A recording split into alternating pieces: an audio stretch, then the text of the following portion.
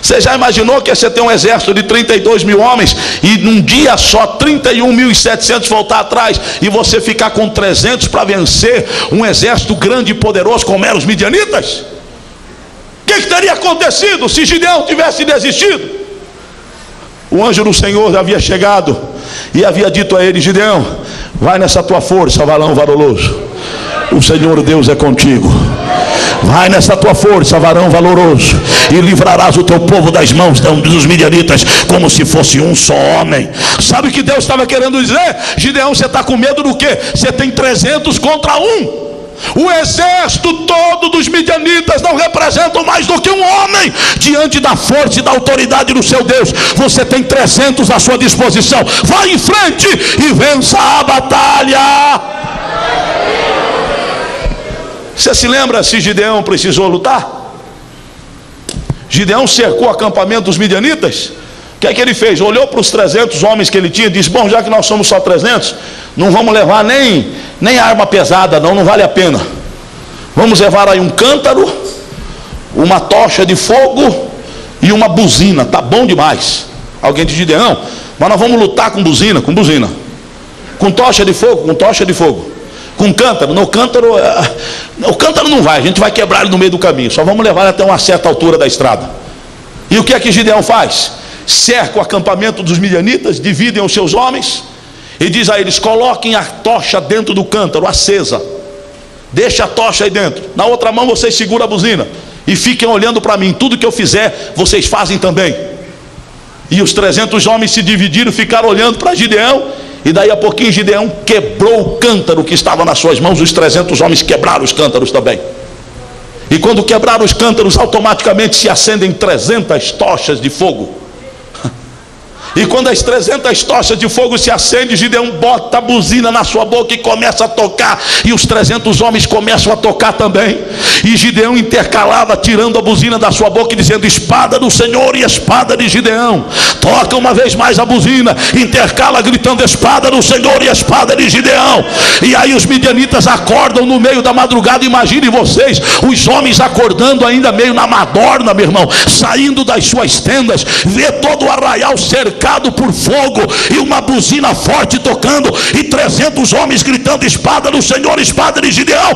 Eles entraram em desespero e o Senhor pelejou pelo exército de Gideão e eles foram vitoriosos. Escolha enfrentar o exército midianita, meu irmão. Vá na força de Deus.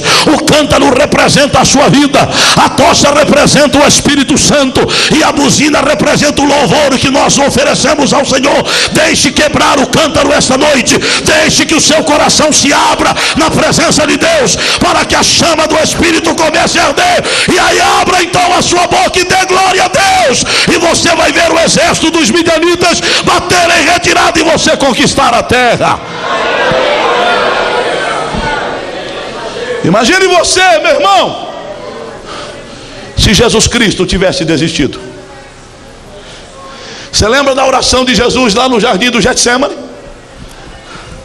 Jesus começa a orar. Diz a Bíblia que ele entra em agonia. A agonia de Jesus foi tão grande que ele começou a suar sangue. Isto é comprovado cientificamente. É um processo chamado hematidrose.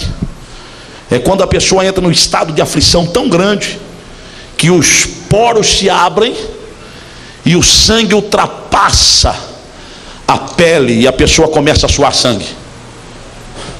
E naquela aflição, Jesus ora ao Pai. E Jesus diz o seguinte: Pai, se possível for, passa de mim este cálice. Olha aqui para mim. O que será que ia acontecer se Jesus persistisse nesta oração? O que ia acontecer se Jesus insistisse em ficar pedindo ao Pai que passasse dele o cálice? O Pai certamente o atenderia. Mas Jesus não. Jesus disse: eu escolhi isto, eu vou ser persistente na minha escolha. Todavia, não faça-se a minha vontade, mas a tua vontade. Se Jesus Cristo tivesse desistido ali, nós não estaríamos aqui nesta noite. Mas Jesus permaneceu no seu lugar. E Ele entrega-se a si mesmo para que hoje eu e você tivéssemos vida e vida em abundância. O que nós poderíamos falar nesta noite? Se Jesus tivesse desistido, aliás, não falaríamos nada, porque aqui não estaríamos. O que dizer se os discípulos de Jesus tivessem desistido? Eles escolheram servir a Deus. Quando nós lemos o capítulo 4 do livro dos Atos dos Apóstolos, Pedro e João é levado diante do Sinédrio. Sabe por quê? Não é porque haviam feito uma baderna, não. Não é porque tomaram parte do grupo lá dos moradores da comunidade de Paraisópolis, não. Eles foram levados diante do Sinédrio porque operaram um milagre, dando saúde a um coxo que durante anos ficava à beira da porta do templo pedindo esmolas. E por causa disso são acusados de perturbadores da ordem pública. Um absurdo. Vai diante do Sinédrio. E aí os poderosos, os magistrados, começam a acusá-los acerca do que eles haviam feito. Com que ordem vocês fizeram isso? Ele diz: com que ordem? Quer que eu diga para vocês com que ordem? Pedro tomou a palavra e diz: com a ordem de Jesus Cristo de Nazaré, aquele a quem vocês crucificaram e mataram e sepultaram. Foi em seu nome que nós fizemos isso.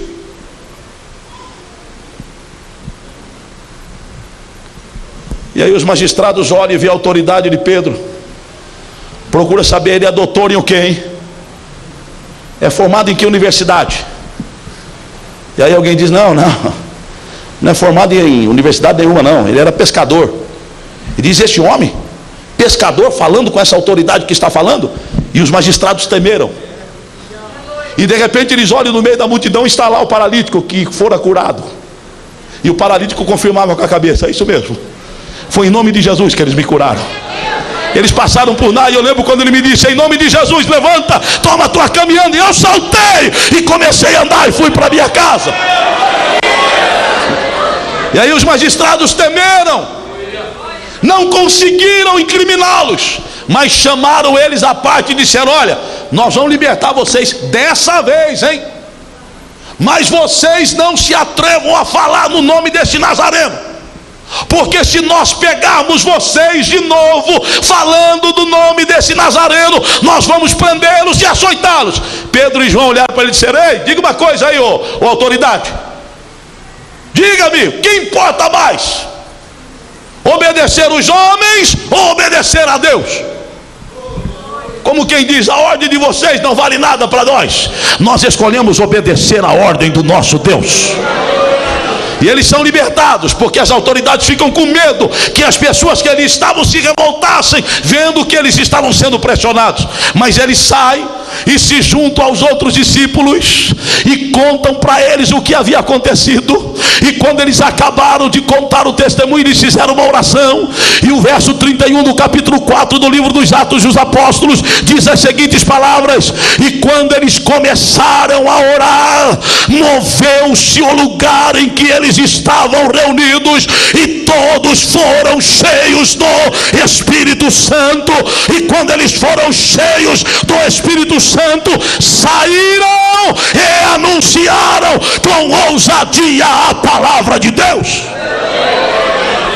Os magistrados não conseguiram fazer calar a voz de Pedro e João, porque eles haviam escolhido ser persistentes à voz de Deus, atendendo-a e fazendo o trabalho que o Senhor havia designado que eles fizessem. Olhe para mim um pouquinho. Você quer vitória na sua vida?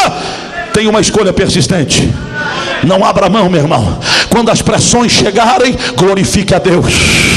Quando os problemas chegarem, glorifique a Deus. Quando a dor chegar, mesmo gemendo, dê glória a Deus, porque à medida que você glorifica a Deus, o Senhor age na sua vida e cura a sua enfermidade, e você é curado e glorifica a Deus.